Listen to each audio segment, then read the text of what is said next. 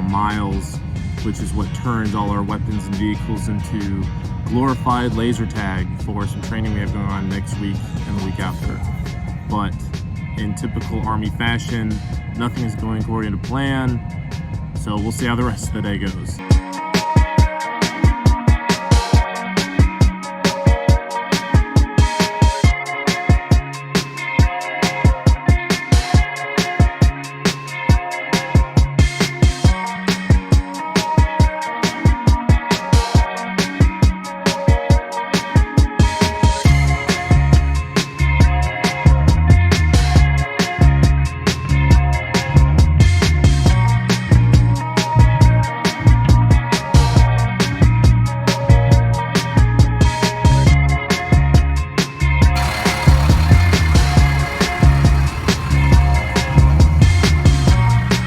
Got the stuff, everything was good, but holy fuck, it's like 1000% humidity out right now. My hair is doing something and my phone screen keeps fogging up.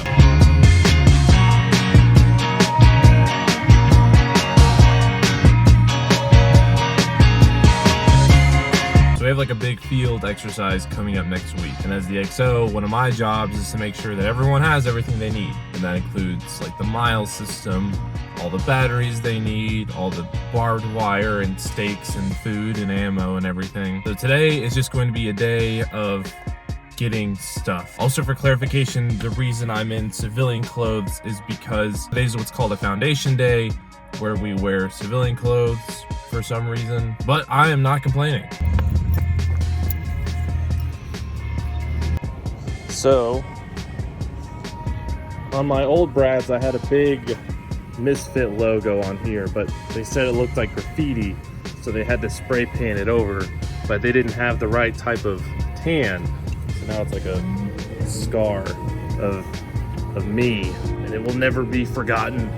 So my main goal that I was doing coming down here was to see if this battery that I have hundreds of is the right battery for the training that we're doing, and it's not.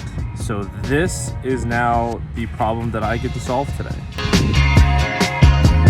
I ended up hopefully finding a source for batteries. One of the fun things about my job is that very rarely is there ever just one answer to every problem. Oftentimes there are a lot of ways, or even dozens of ways to do one kind of task. Obviously some answers to the problem are more right than others. Sometimes there isn't even a right answer, it's just varying degrees of less wrong. It's a great time, and rarely am I able to predict what kind of answers a problem will have. That's why on the rare times that I'm given a simple task with a simple solution and it all works out how it's supposed to, I feel amazing. I feel like I'm on top of the world, like I could do anything. And it could be like fixing a projector or figuring out how to get everyone through an M4 range, something simple and obvious. Now, while I wish I had more problems as simple as fixing a projector, I will say this kind of complex problem-solving side of my job has definitely been one of the areas I've grown the most in as a person. I think the quintessential example of this, and the thing that really got me thinking on this subject, was when I was in school, and I think it was my sophomore year, but they installed all these fancy locks on all the doors that could be deactivated with your ID card. But they were everywhere. They were on all the barracks, the dining facilities, every door to every academic building there. They were everywhere. And naturally, with my luck, my ID did not work on any of these. And to get it fixed, I had to make an appointment. And because I wasn't the only one, there was a waiting list and I was busy. And so basically for an entire semester, I was locked out of every building on campus and I had to just figure it out. So what it came down to was probably 10 or 20 times a day, I had to break into like every single building anytime I wanted to go inside somewhere. Now, it's not what you're thinking. Typically, it was as simple as just going with a group who also happened to be going into that building, or waiting by the door for someone to come out so that I could just slip in. But sometimes it was as complex as finding a door that was already broken on a building that was attached to the building that I needed to get into, and then saying a little prayer every day that the door didn't magically get fixed overnight, and then I could just meander my way through the maze of stairwells and hallways to actually get where I needed to go. Some people's solutions were to just take the card readers themselves, smash them on the ground, and then prop the doors open with them, but that's a topic for a different time. That's a different level of problem solving that we're not going to talk about in this video. But long story short, I figured out that there was always a way